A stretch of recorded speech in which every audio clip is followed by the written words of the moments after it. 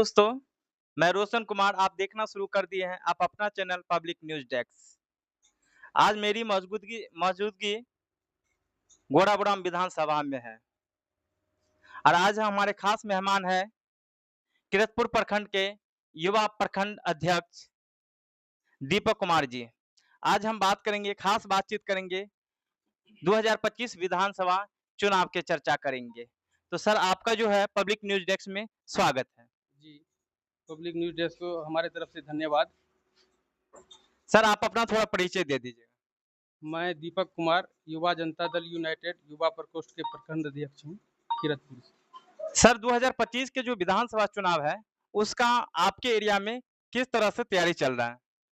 जी देखिए, सबसे पहले बात जो है एनडीए जो गठबंधन है, ये एक मजबूती के साथ है और मजबूती के साथ ये गठबंधन है और यहाँ का जो रिजल्ट रहेगा, वो बिल्कुल 100% और सब दिन से रहा है, आगे भी रहेगा, इसमें कोई दिक्कत नहीं है।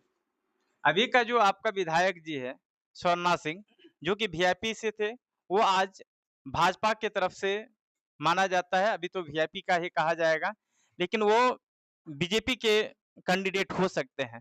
इस पे आपका क्या राय है? जी, अभी तो जैसे सीट का जो है क्लियर नहीं हो पाया है कि कैंडिडेट कौन आएँगे। अगर पुनः माननीय विधायिका स्वर्णा सिंह जी को अगर टिकट मिलता है, तो हमारा इसमें यही रहेगा कि विधायक जी से कि थोड़ा आप जनता के बीच आप अपना नज़दीकी बढ़ाइए, क्योंकि आम जनता से जितना आपका नज़दीकी रहेगा, उतना ही आपको ठीक-ठाक रहेगा। जैसे कि अभी आप बात किए, तो परसेंटेज के बारे में पूछे, आप कितना परसेंट देना चाहते हैं? तो उन्होंने बताया कि मैं 9% देना चाहता हूँ। तो विधायक जी का ऐसा क्या कमी है जो आपको 1% रह गया? तो आप आम जनता से आकर के मिलिए और आम जनता से रूबरू होइएगा, उसके बाद ही आपको 10 में 10 नंबर आएगा। आपसे कुछ जनता जो है खफ़ा है, आप क्षेत्र में आइए और क्षेत्र में बराबर रहिए।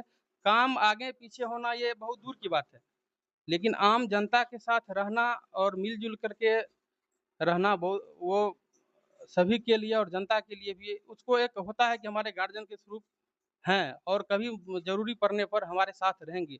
लेकिन उसका दूरी जो है थोड़ा जनता को मनोबल गिराती है। ऐसा भी कहा जा रहा है कि आपकी जो विधायिका अभी है, उसके बारे में कहा जाता है, चर्चा है कि वो लापता हो जाते हैं विधानसभा इलेक्शन के बाद। नहीं, नहीं ऐसा नहीं है, लापता तो नहीं होती है, बराबर आती है, लेकिन जिस तरह से रूबरू होना चाहिए उस तरह से नहीं हो पाते हैं। जैसे अब चुनाव आया तो चुनाव में है क्या, हर एक कैंडिडेट जो है वो अपना उसका आवागमन हो जाता है, लेकिन आप चुनाव से पहले रहिए, तब आपका सशक्त गठबंधन के साथ सशक्त से रहिएगा। अभी जैसे है कि आप किरतपुर प्रखंड हो या कोई प्रखंड हो, बाढ़ का जब मामला था उसमें हम देखे थे कि खास करके ढांगा गाँव नहीं आई थी। इसपे इस वजह से जब कोसी का बाँध टूटा था तो ढांगा गाँव वो नहीं आई थी। इस वजह से ढांगा के जनता में कुछ नाराज़गी है, लेकिन चलेगा, सफ़र भी चलेगा। मुख्यमंत्री का जो है वृद्धा पेंशन में जो बढ़ोतरी हुआ, वो आम लोगों को कितना सुविधा जनरली जो है वृद्ध व्यक्ति के लिए कितना ज़्यादा सुविधा प्रदान की है?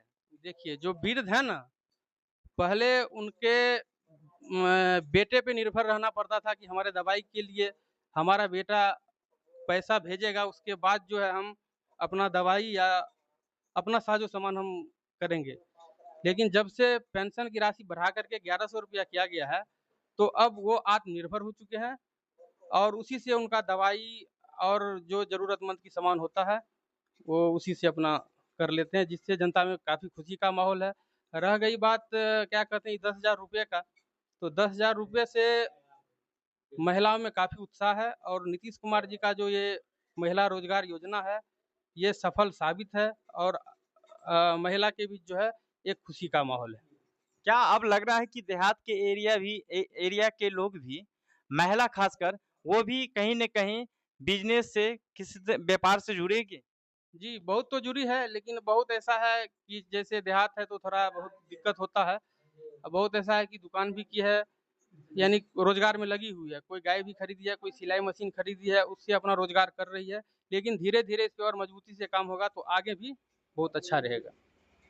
और रोज़गार की बात हम करते हैं, तो क्या आपको लग रहा है कि आपकी जो सरकार है, वो रोज़गार पे काम की है और जो पलायन जैसी मुद्दा है, उस पे क्या मुख्यमंत्री आगे काम करेंगे? जी, पलायन का जो आप बात किए ये बिल्कुल सही है और पलायन का देखिए सबसे पहले बात बिहार जो है ये जो बिहार जो नीतीश कुमार को जिस हालत में मिला था, शायद आपको भी पता होगा कि ये बिहार जो था पैदल चलने के लिए यानी कि पैदल आप नहीं चल सकते थे, ऐसा नौबत था।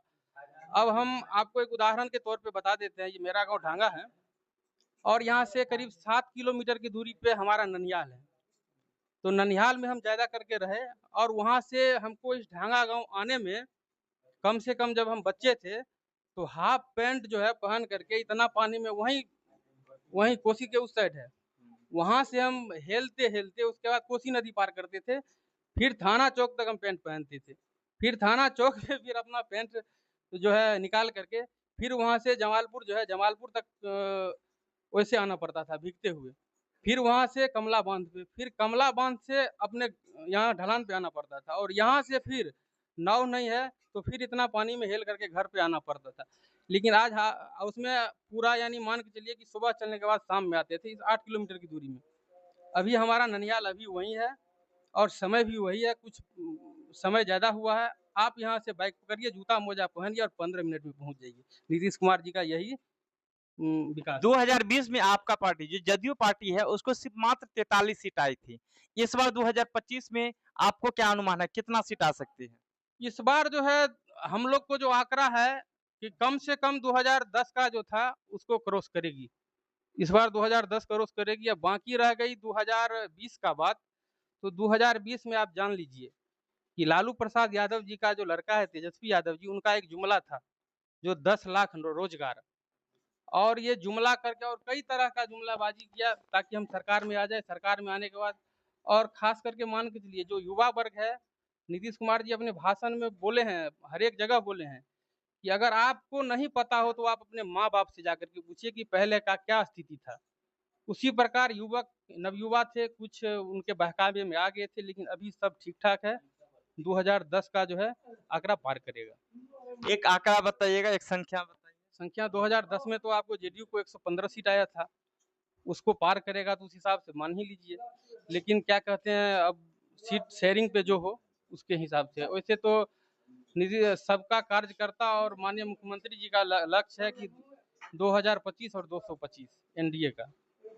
आप जहाँ तक रोजगार की बात की है, रोजगार की बात हम करें तो आप भी जानते हैं कि जब आपका गठबंधन बदला, जब आप महागठबंधन में चले गए, जब नेतृत्व करने के लिए तेजस्वी जी उप मुख्यमंत्री बने, उस समय में शिक्षक की बहुत बड़ी बहाली हुई थी और जब वो हटे तो उसके बाद से तो बहाली बहुत कम हुई और अभी आप देख रहे हैं कि युवा जो है टीआरई 4 को लेके बहुत ज्यादा रोड पे उतर रहे हैं, तो इस पे आप क्या कहेंगे? जी देखिए, बात ऐसा है कि अगर आप किसी भी काम को चाहिएगा, एक घर चलाने के लिए आदमी को, कोई हो, आप हो, हम हो, परिवार में 5 सदस्य है और 5 को लेकर के चलना, कभी आगे, कभी पीछे।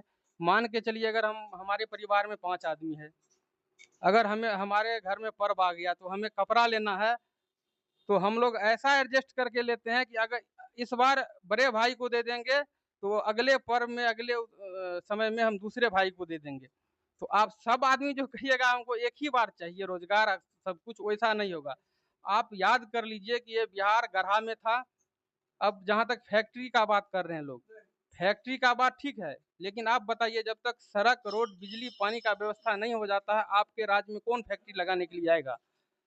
अभी जो है 20 वर्ष में नीतीश कुमार जी बिहार को तैयार करके जहाँ फैक्ट्री इंडस्ट्रीज लग सके, वहाँ तक लाए हैं। अब जो है बिहार जो है एक्चुअल तैयार हुआ है, फैक्ट्री इंडस्ट्रीज के मामले में अब तैयार हुआ है। अगले 5 वर्ष जनता से यही यही उम्मीद है कि दीजिए, उसके बाद आपका बिहार रोजगार और पलायन को रोकने में 100% सफल रहेगा। दीपक जी आपको बहुत-बहुत धन्यवाद। आपने पब्लिक न्यूज़ डेस्क को आपने इतना कीमती समय दिया, इसके लिए आपको बहुत-बहुत धन्यवाद।